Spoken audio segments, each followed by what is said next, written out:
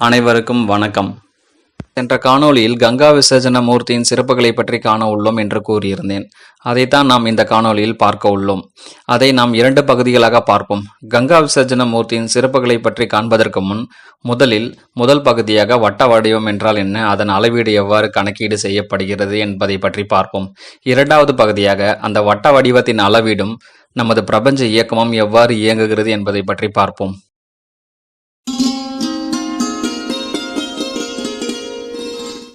பல ஆயிரம் ஆண்டுகளுக்கு முன்பே நமது முன்னோர்கள் நமது பூமி மற்றும் நமது பிரபஞ்சம் ஆகியவற்றின் இயக்கத்தை நமக்கு உணர்த்தும் வகையில் காலச்சக்கரம் என்ற ஒன்றை அமைத்துள்ளனர். இந்த காலச்சக்கரம் ஒரு வட்ட வடிவத்திலேயே காணப்படும். அதோடு நாம் பூஜை அறையில் பூஜிக்க பயன்படுத்தப்படும் ஸ்ரீ சக்கரத்தையும் அவர்கள் வட்ட வடிவத்திலேயே வடிவமைத்துள்ளனர். மேலும் கோவில்களில் காணப்படும் தேர் சக்கரம் மற்றும் நமது அன்றாட வாழ்வில் பயன்படும் மாட்டு வண்டிகளின் சக்கரம் ஆகிய அனைத்தும் வட்ட வடிவத்தில் உள்ளதை நாம் நன்கு அறிவோம். இத்தகைய வட்ட வடிவத்தை கணக்கீடு செய்ய ஒரு சமன்பாடு உள்ளது.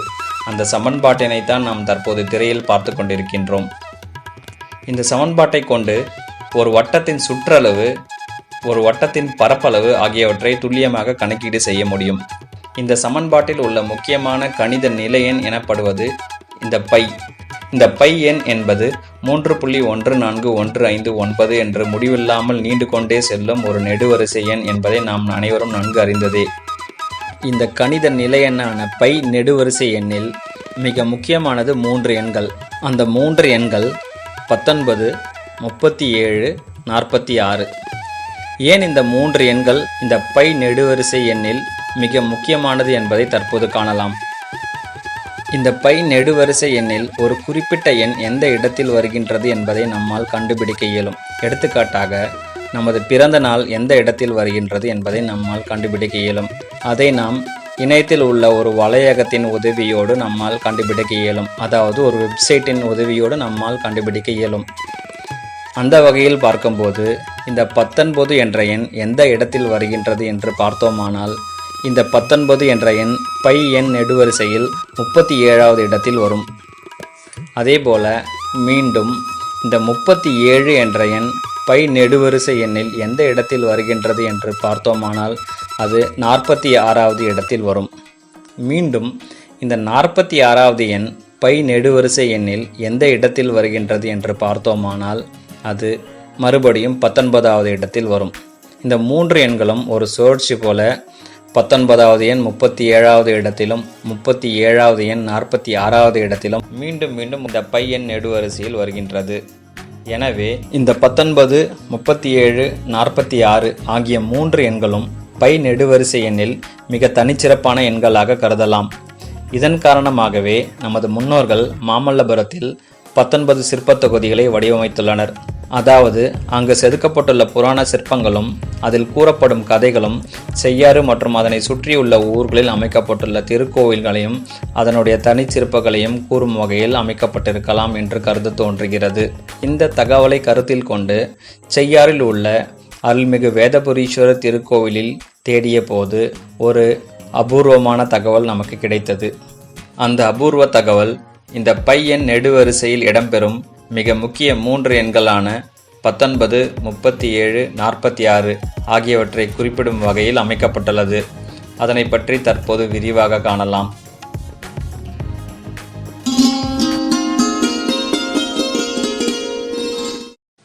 செய்யாறு திருவோத்தூரில் உள்ள அருள்மிகு வேதபுரீஸ்வரர் திருக்கோவிலில் நமக்கு கிடைத்த அந்த அபூர்வ தகவலை புரிந்து கொள்ள முதலில் நாம் ஒரு புராண கதையை சற்று சுருக்கமாக காண்போம். பின்னர் அந்த அபூர்வ தகவலை பற்றி விரிவாக காணலாம். முதலில் நாம் கங்கா விசர்ஜன மூர்த்தி என்பவர் யார் என்பதை பற்றி முதலில் தெரிந்து கொள்வோம். ஸ்ரீராமபிரானின் வம்சமான இஷ்வாகு குலத்தில் பிறந்த ஒரு அரசர் சகரன் என்பவர் ஆவார். இந்த சகர மன்னன் தனக்கு குழந்தை பேறு வேண்டி தவம் செய்தாராம். அவரது தவத்தின் பலனாய் அவரது முதல் மனைவியான சுமதிக்கு 60,000 குழந்தைகளும், 2வது மனைவியான கேசினிக்கு அம்சுமான் என்ற ஒரு மகனும் பிறந்தார்களாம். இந்த சகர மன்னன் ஒரு முறை அஸ்வமேத யாகம் செய்ய விரும்பினாராம். அதற்காக யாக குதிரையை உலகத்தில் உள்ள எல்லா நாடுகளுக்கும் அனுப்பி வைத்தாராம்.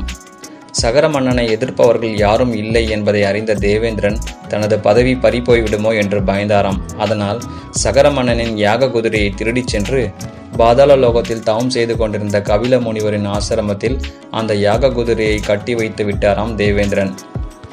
இதனால் கோபம் கொண்ட சகர மன்னன் தனது யாக குதிரையை கண்டுபிடித்து வருமாறு தமது 60,000 மகன்களுக்கு கட்டளையிட்டாராம்.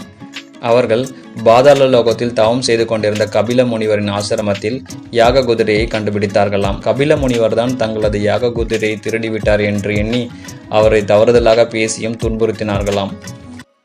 இதனால் தவம் கலைந்ததால் கோபம் கொண்ட கபில முனிவர் அவர்கள் அனைவரும் சாம்பலாக சாபமிட்டாராம். கபில முனிவரின் சாபத்தால் தன் புதல்வர்கள் இறந்ததை அறிந்த சகர மன்னன் மிகவும் வருந்தினாலும் யாகத்தை முடிக்க எண்ணி தன் பேரன் அஞ்சுமானை கபில முனியிடம் அனுப்பி யாகம் நிறைவடைய உதவுமாறு பணிந்து கேட்க யாகம் நல்லபடியாகவும் முடிந்ததாம். அதன் பிறகு சகர மன்னனின் பேரனான அம்சுமான் கபில முனிவரிடம் பணிந்து தமது முன்னோர்கள் மோட்சமடைய ஒரு வழி கூறுமாறு வேண்டினாராம். அவர்கள் மோட்சம் அடைய வேண்டுமெனில் தேவலோகத்தில் இருக்கும் கங்கையில் அவர்களது சாம்பலை கரைக்க வேண்டும் என்று கபில முனிவர் கூறினாராம். அம்சுமானும் அவரது மைந்தன் திலீபனும் எவ்வளவு முயற்சித்தும் கங்கையை பூ உலகுக்கு கொண்டு வர முடியவில்லையாம்.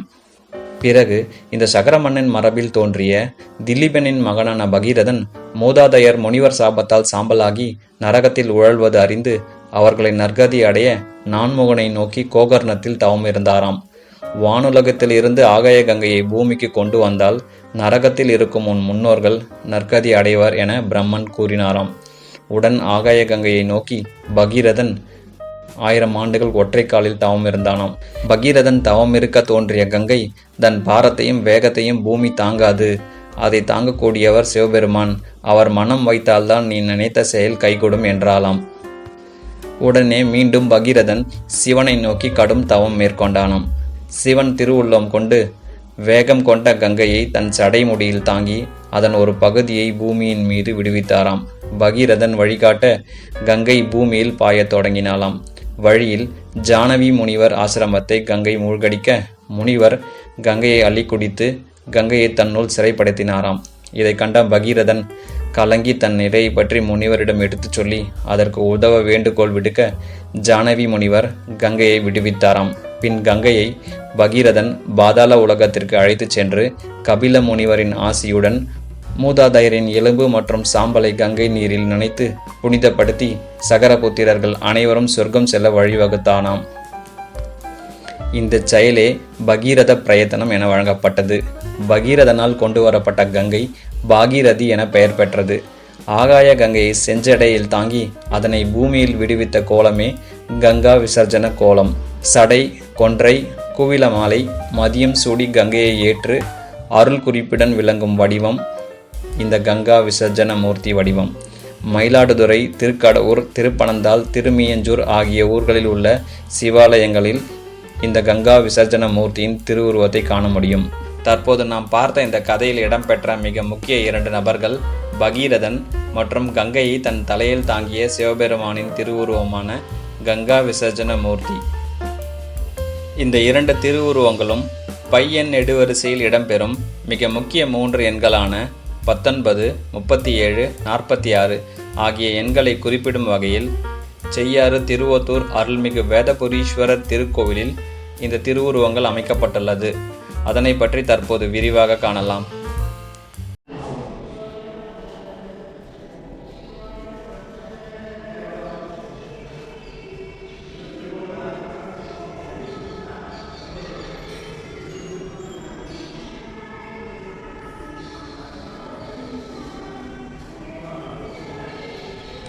செய்யாறு அருள்மிகு வேதபுரீஸ்வரர் திருக்கோவிலில் மகாமண்டபத்தில் ஈசான்ய மூலையில் உள்ள ஒரு தூணில் பகீரதன் தவம் செய்யும் திருவுருவமும் அந்த திருவுருவத்திற்கு அருகிலேயே வலது கையில் உடுக்கையை ஏந்தியவாறு பைரவரின் திருவுருவம் மற்றும் இடபாந்திகர் திருவுருவம் ஆகிய இந்த 2 திருவுருவங்களும் ஒரே திருவுருவமாக செதுக்கப்பட்டுள்ளது.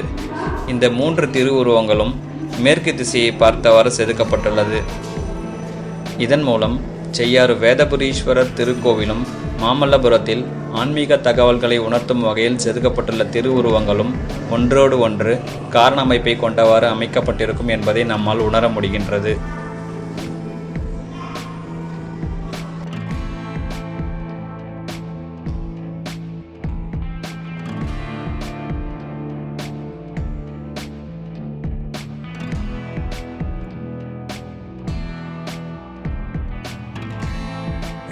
பகீரதன் தவம் திருவுருவம் இடம்பெற்றுள்ள அந்த தூணின் பின்புறத்தில் கிழக்கு திசையை நோக்கியவாறு சிவபெருமானின் 3 திருவுருவங்கள் ஒரே திருவுருவங்களாக இணைக்கப்பட்டு ஒரு புடைப்புச் சிற்பமாக செதுக்கப்பட்டுள்ளது.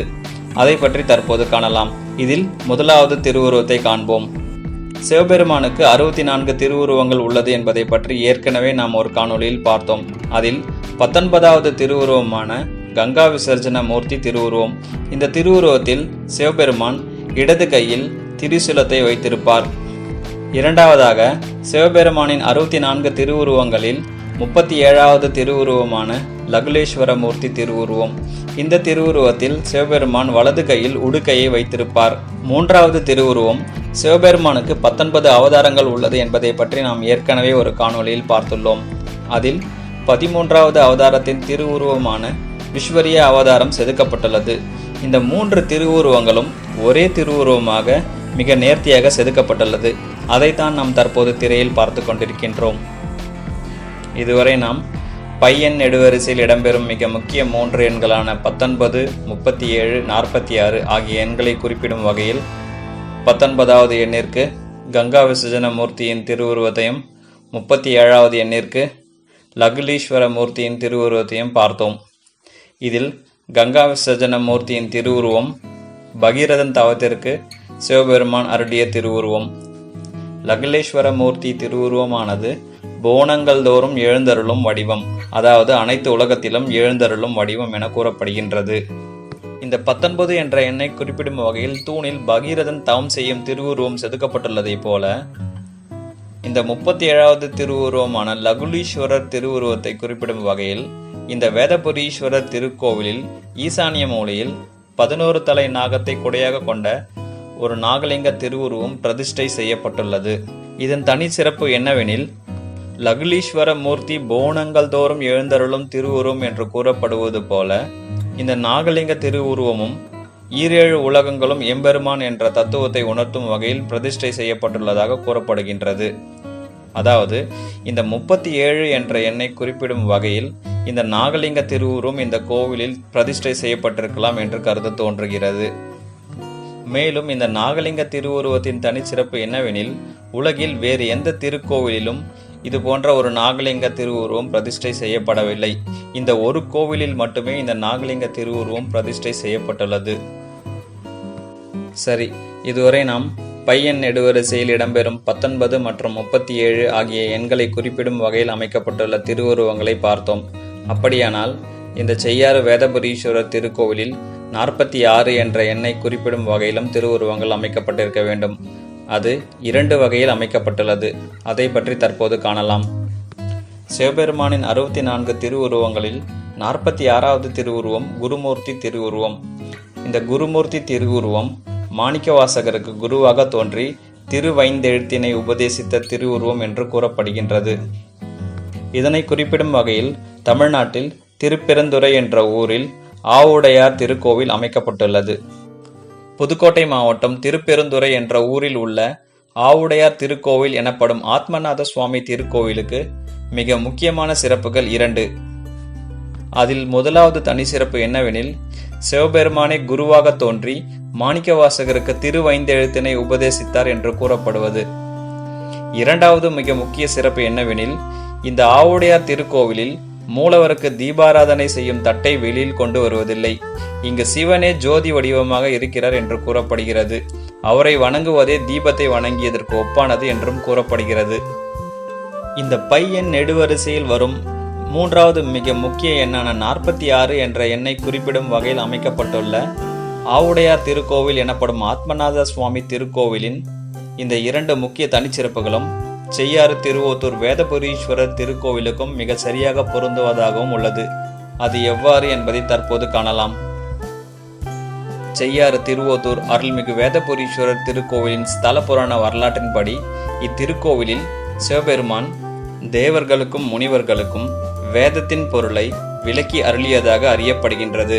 அதாவது திருப்பெருந்துறை ஆவுடையார் திருக்கோவிலில் மாணிக்கவாசகருக்கு குருவாக தோன்றி திருவைந்தெழுத்தினை உபதேசித்தது போல செய்யாறு திருவோத்தூர் அருள்மிகு வேதபுரீஸ்வரர் திருக்கோவிலில் சிவபெருமானே தேவர்களுக்கும் முனிவர்களுக்கும் வேதத்தின் பொருளை விளக்கி அருளினார் என்பதன் மூலம் இங்கு சிவபெருமானே குரு ஸ்தானத்தில் உள்ளதை அறிய முடிகின்றது. இரண்டாவது தனிச்சிறப்பாக திருப்பெருந்துறை ஆவுடையார் திருக்கோவிலில் இறைவன் ஜோதி வடிவமாக காட்சியளிக்கிறார் என்று அறியப்படுகின்றது. அதேபோல செய்யாறு திருவோத்தூர் அருள்மிகு வேதபுரீஸ்வரர் திருக்கோவிலுக்கு அருகில் உள்ள திருக்கோவில்களை வான்வழி அளவில் இணைத்து பார்க்கும்போது ஒரு ஜோதி வடிவம் நம்மால் காண முடிகின்றது. அதை பற்றி நாம் ஏற்கனவே ஒரு தனி காணொளியை பதிவிட்டுள்ளோம். அதை பார்க்காதவர்கள் முதலில் அதை பார்த்து தெரிந்து கொள்ளுமாறு கேட்டுக்கொள்கின்றேன். இதன் மூலம் திருப்பெருந்துறை ஆவுடையார் திருக்கோவிலின் மிக முக்கியமான 2 தனிச்சிறப்புகளும் செய்யாறு திருவோத்தூர் வேதபுரீஸ்வரர் திருக்கோவிலுக்கும் மிக சரியாக பொருந்துவதாக உள்ளது.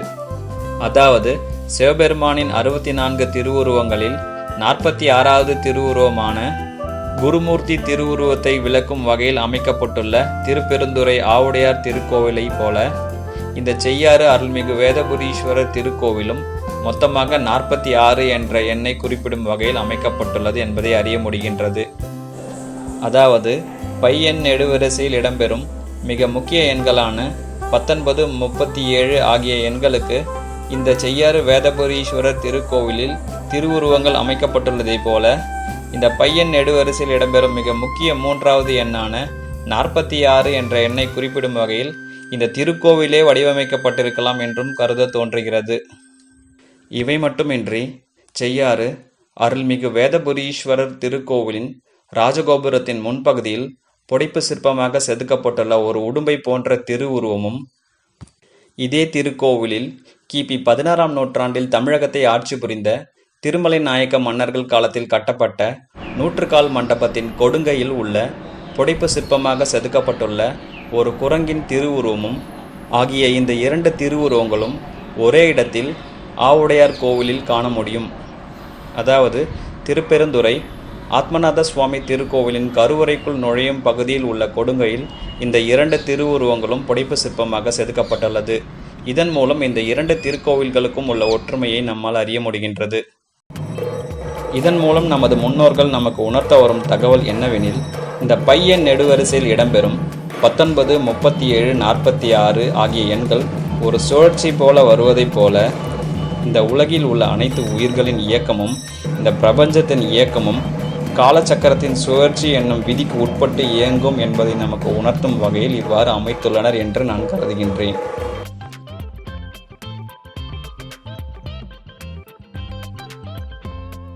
இந்த கருத்தை விளக்கும் வகையில் இயற்கையாக அமைந்துள்ள சில எடுத்துக்காட்டுகளை காண்போம். முதலாவதாக ஆட்டம் எனப்படும் அணு. இந்த அணுக்கருவை சுற்றி எலக்ட்ரான்கள் ஒரு வட்ட வடிவில் சுற்றி வருகின்றன. அதேபோல நமது பூமியை மையமாக கொண்டு நமது பூமியின் துணைக்கோளான நிலவு ஒரு வட்ட வடிவில் நமது பூமியை சுற்றி வருகின்றது.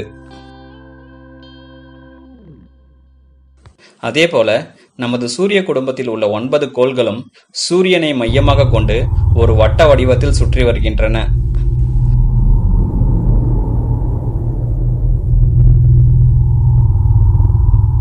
சூரியனை மையமாக கொண்டு எவ்வாறு 9 கோள்களும் சுற்றி வருகின்றதோ அதேபோல நமது சூரியனும் 9 கோள்களும் நமது பால்வெளி அண்டத்தை மையமாக கொண்டு நமது பால்வெளி அண்டத்தை சுற்றி வருகின்றது.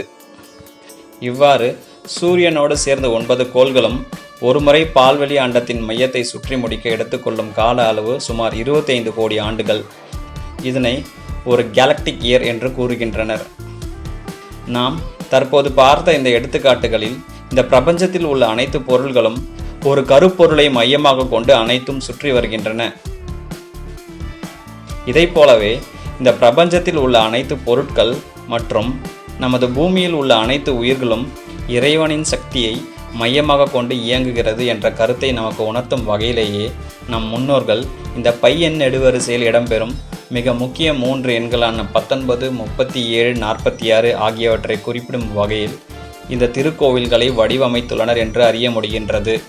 மேலும் இந்த செய்யாறில் உள்ள அருள்மிகு வேதபுரீஸ்வரர் திருக்கோவில் தொண்டை மண்டலத்தில் தேவார பாடல் பெற்ற திருத்தலங்களில் 8வது திருத்தலமாக அமைக்கப்பட்டுள்ளதன் மூலம் இந்த திருக்கோவில் பூமியை சுற்றி உள்ள மின்காந்தக மையத்தில் அமைக்கப்பட்டிருக்கலாம் என்றும் அறிய முடிகின்றது. மேலும் மற்ற அனைத்து கோயில்களும் இந்த திருக்கோவிலை மையமாக கொண்டே அமைக்கப்பட்டிருக்கும் என்றும் நம்மால் உணர முடிகின்றது. மேலும் இந்த காணொளி வாயிலாக நாம் அறிய வரும் கருத்து என்னவெனில், நமது முன்னோர்கள் பையன் நெடுவரிசையில் உள்ள எண்களை 46 தசம எண்கள் வரை பல ஆயிரம் ஆண்டுகளுக்கு முன்பே கண்டறிந்துள்ளனர். அதாவது தமிழர்களின் அறிவியல் அறிவு மற்றும் ஆன்மீக அறிவு நமது உலகத்திற்கே முன்னோடியாக அமைந்துள்ளது என்பதை நம்மால் அறிய முடிகின்றது. நன்றி, வணக்கம்.